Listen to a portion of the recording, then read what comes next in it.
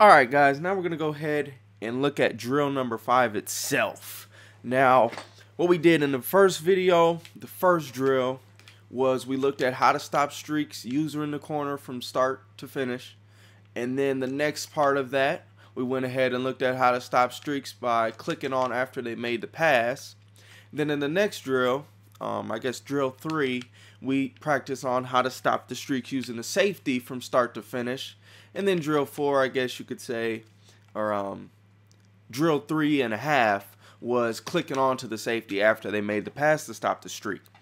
Now in the fourth drill, we practice on jamming wide receivers, jamming tight ends, pretty much pressing, bump and run, whatever you want to call it. We worked on that. And then the intro to drill 5, but definitely probably should have been the intro to the series, is that last video we put out in this series. And that is basically who the user, what you're looking for players when you're using them, and the attributes, the size, the weight, whatever. Well, maybe not weight, but you guys know what I mean. The attributes that you're going to be looking for when you're using a player. So again, with the safeties, you got the most responsibility, and they're typically the fastest. Linebackers, you got medium responsibility with medium speed.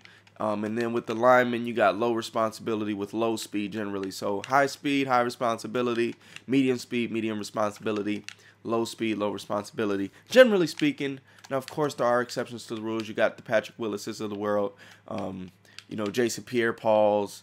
You can even put like Dwight Freeney and them here, Aldon Smith. You can put linebackers at DN, depending on what kind of forms you're running. And then, of course, there are slower safeties in the game and slower corners and stuff too, but generally speaking, that is the case. The responsibility does remain the same though, high. The secondary responsibility super high because of the big plays. Linebackers are generally going to be medium responsibility, and then low responsibility. So that is that. Now we've broken all that down and reviewed all that pretty much. So now what we're going to be looking at with this drill is generally how to just play the middle of the field with the hook zone, with the spy, with the whatever's there. It doesn't really matter. Generally, if I'm going to use this middle guy, I like to put him in a spy because, for one, it gives you control right away if you're in the middle.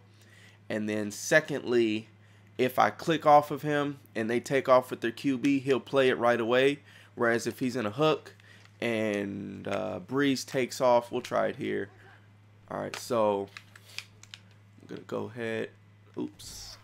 Alright, so what I'm going to do, I'm going to do it like this. He's in his hook here. I'm going to go ahead and leave him over here. And we're going to do it like this. I'm going to keep him here. Now watch, as I click off, his initial response is to go backwards instead of attacking the quarterback. Now, if we put him in a spy here and we take off, oops, get him back over here, and we click off, his initial step is towards the quarterback. I mean, it's a very small difference, but in a game it could be the difference between giving up a first down or the quarterback getting out of bounds and a big hit. So that's generally how I look at that. Now, so here we are, we got our spy set up. And when we're watching the middle of the field, if we're going against a play like this, with these routes, for example, Thomas is pretty much going to be our main responsibility, and then the quarterback scramble. And maybe Colston a little bit initially. Maybe if they did something like this with Colston, we're going to try to take away the inside pass lead here, and then take away the cutback with Thomas, and then work our way back to the quarterback. Something like that. So something like that might look like this. Bang, bang. All right, we fed him off. Now we're watching the QB. RB looked like he may have opened up there, so we went ahead and cut that back there. Really, when you're using, you just have to take away what looks like it's going to get open. For example, Thomas's route, if we don't user that, he's going to get beat pretty much every single time, as you can see there. So that's something we have to guard. That's something that's our responsibility. This time, Phillips is in a hook. Gosh, it's 3-man rush. Gotta love it. But I'll just leave Phillips in a hook this time, and you'll see the difference with him being in a hook versus a spy.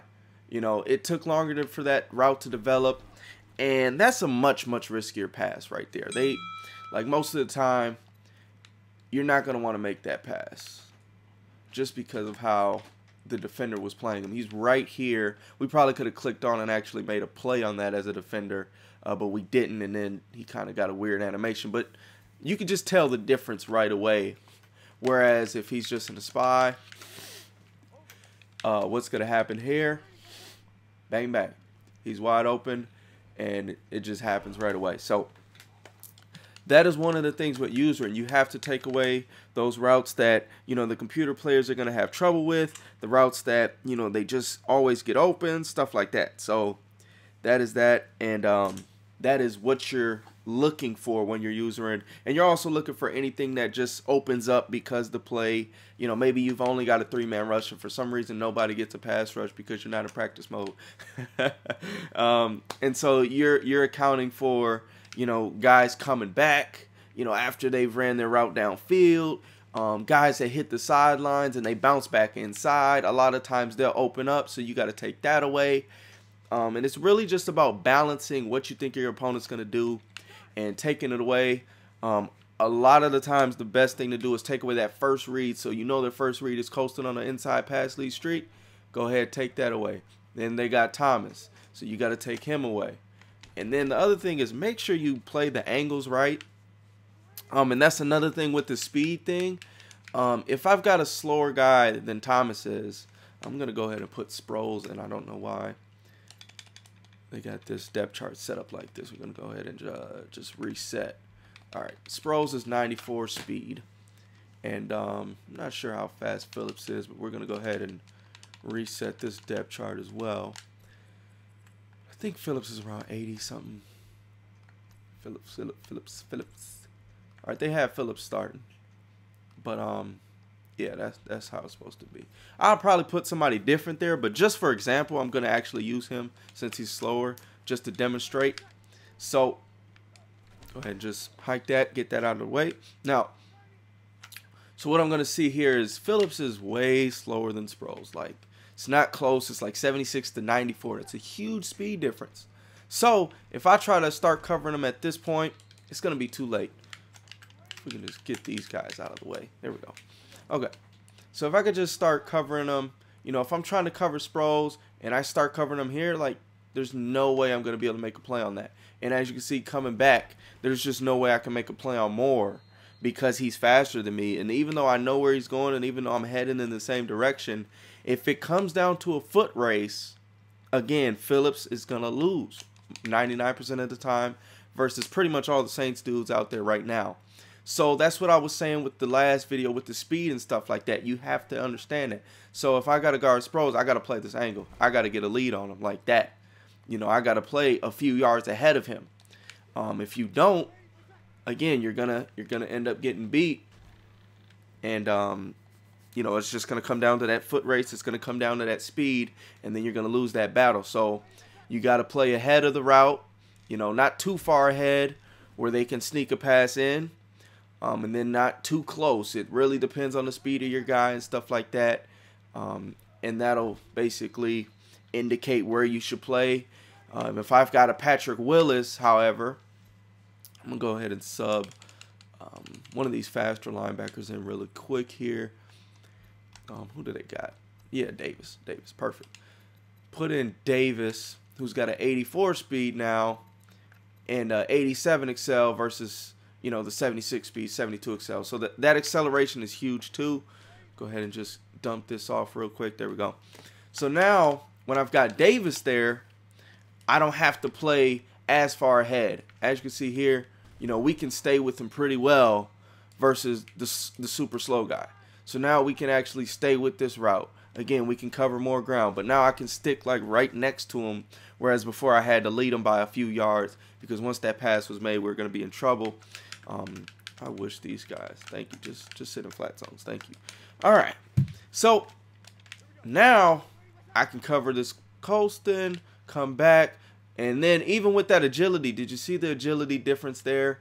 Now we're waiting, now we're looking. And then when you're lurking, you got to really just key in on anything that looks like it's going to open up. So A looks open. Maybe he'll go to RB. A is wide open. Could have maybe made that pass. B, he probably made that pass as well. But that's what you're looking for defense. You want to look for anything that's going to open up, you know, stuff like that.